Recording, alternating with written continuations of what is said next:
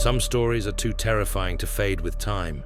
They persist, whispered in the dark, passed from generation to generation. And then, there are those stories that refuse to die.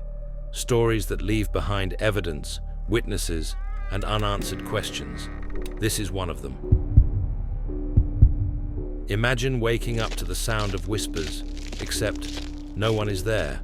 Objects moving on their own. An unseen force yanking your hair, breathing down your neck. Now, imagine this nightmare lasting for years. The Bell Witch haunting isn't just a ghost story. It's a case so chilling, so well documented, that it has baffled historians, skeptics, and paranormal investigators for over 2 centuries. A relentless spirit, a tormented family, a mysterious death, and a legend that refuses to be forgotten. Tonight, we take you deep into the chilling truth of the Bell Witch. But was it truly a curse? Or was something far more sinister at play? Tonight, we venture deep into the legend that still haunts Tennessee to this day, and uncover the chilling secrets behind the spirit that tormented the Bell family.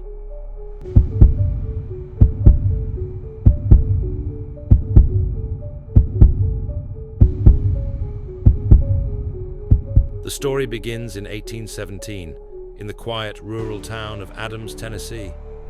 The Bell family, led by John Bell, was well respected, prosperous, and by all accounts, content with their simple farming life.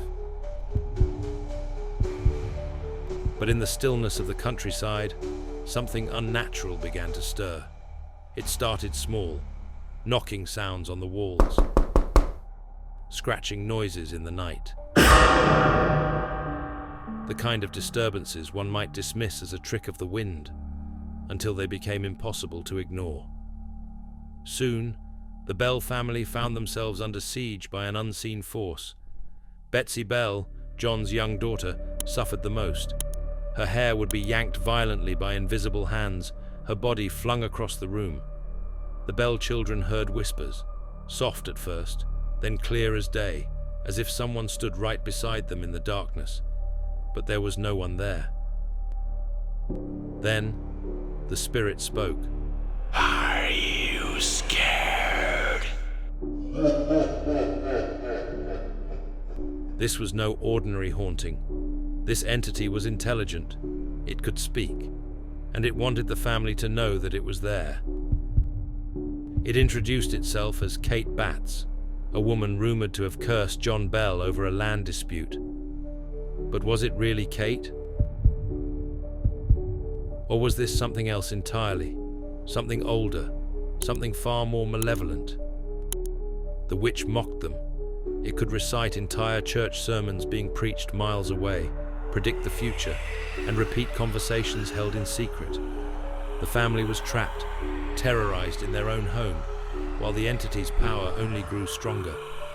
Word spread, drawing the curious, the skeptical, and the brave to the Bell farm.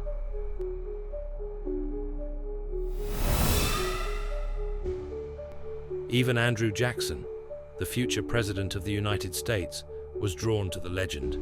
He arrived with an entourage, determined to investigate.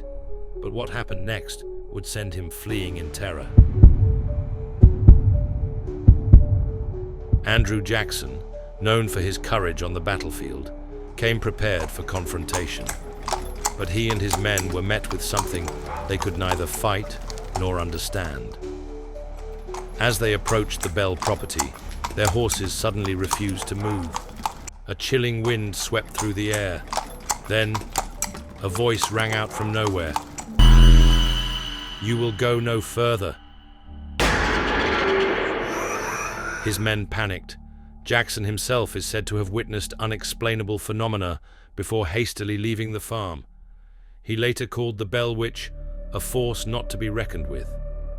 And if even a hardened military general was powerless against it, what hope did the Bell family have?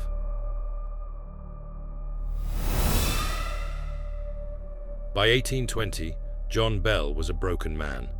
His health declined rapidly. His throat swelled shut, his body weakened, as if an unseen force was draining the life from him. Then, On the morning of December 20th, he was found dead in his bed, but the terror did not end there. Beside his lifeless body was a vial filled with a dark, unidentified liquid. The Bell Witch spoke once more. I fixed his medicine. To test the substance, the family fed a drop to their cat, and within seconds, it died.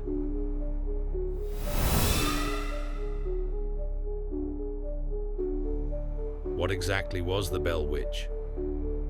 Was it truly the spirit of Kate Batts? Skeptics argue that the haunting was a case of mass hysteria, fueled by paranoia and fear. But can mass hysteria explain the bruises, the scratches, the voices that multiple witnesses heard? Others suggest something even darker, a demonic entity drawn to the Bell family for reasons unknown, a force that fed on fear, growing stronger with each scream. And then, there's the most disturbing theory of all.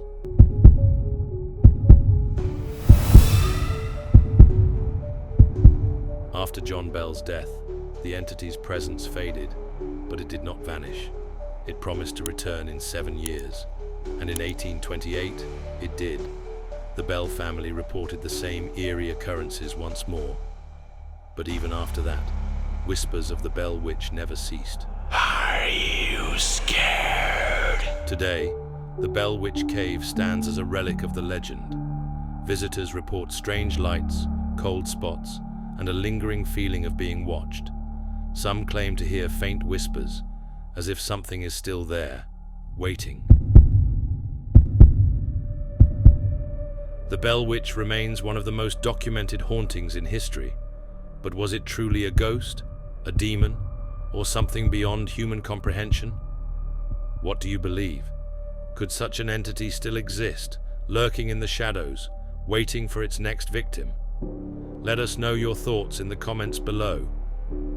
And if you crave more spine-chilling mysteries, don't forget to like, subscribe, and ring the bell before something else does. Until next time, stay curious and stay brave.